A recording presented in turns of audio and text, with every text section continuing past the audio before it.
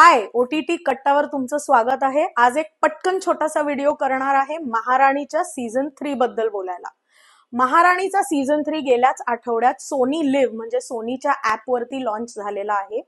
हुमा कुरेशी ही राणी भारती ही भूमिका प्ले करते। महाराणीचा सीझन 1 हा 2021 साली आला आणि तो मी ऍक्सिडेंटली डिस्कवर केला, कारण स्कॅम साठी सबस्क्रिप्शन घेतलेलं होतं आणि हुमा कुरेशीचा हा अवतार पाहून मला थोडंसं इंटरेस्टिंग वाटलं होतं। सीझन 1, सीझन 2, सीझन 3 हा तब्बल 1.5 वर्षांनी आलेला आहे। तर सोनी लिव्ह या ऍप वरती एक छोटासा सीझनच्या सुरुवातीला त्यांनी जर प्रिव्ह्यू दिला असता तर मजा आली असती। म्हणजे मागच्या सीझन्स मध्ये काय झालंय आणि कथानक कुठे येऊन थांबलं होतं हे जर कळलं तर एक मेमरी रिफ्रेश होऊन जाते।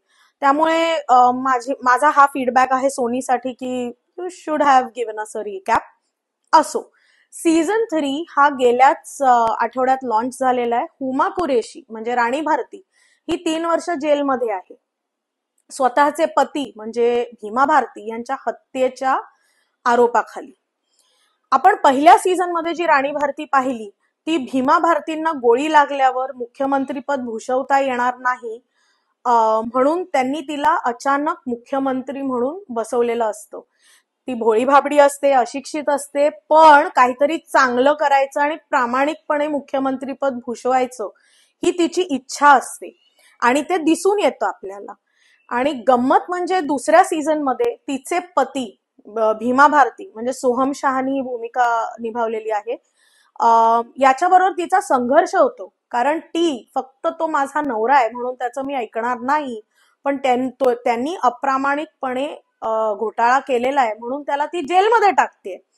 त्यामुळे राणीचा हा प्रवास सातत्याने आता या 3ऱ्या सीझन मध्ये ती एकटी लढते आणि जेलमधून लढते।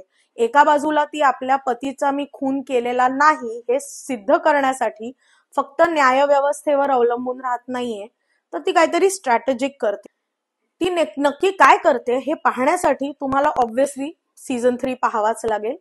पण एका बाजूला ती एक आई सुद्धा आहे, तिची 3 मुलं ज्यांचे वडील गेलेले आहेत त्यांना ती सिद्ध करून द्यायच्या प्रयत्नात आहे की मी नाही हत्या केली आहे तुमच्या वडिलांची, आणि त्यांच्यातलं जे नाजूक संबंध आहेत त्याचंही एक्सप्लोरेशन होतं। जितकं व्हायला पाहिजे तितकं होत नाही, पण एक ताकदीचं कथानक नक्कीच आहे। आणि या सीझन मध्ये सुद्धा अमित सियाल, प्रमोद पाठक, बेंदू भट्टाचार्य यांचा जो मार्टिन एक्का नावाचं कॅरेक्टर आहे ते इतकं इंटरेस्टिंग आहे। IAS ऑफिसर ज्याला नाटकाची हौस आहे आणि तो प्रामाणिक आहे टू अ फॉल्ट।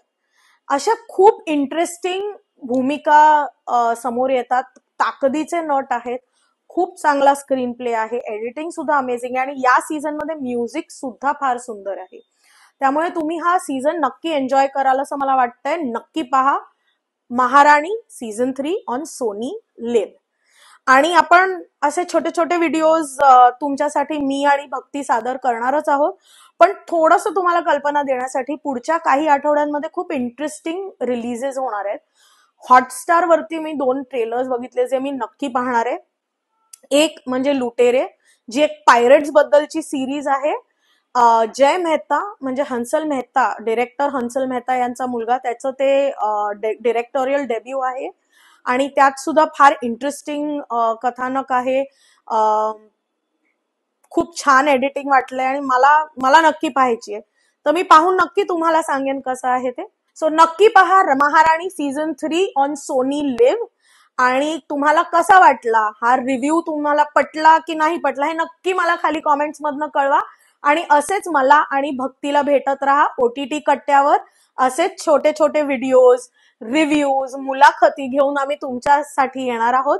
त्यामुळे नक्की पाहत राहा ओटीटी कट्टा ऑन स्मृतिगंध।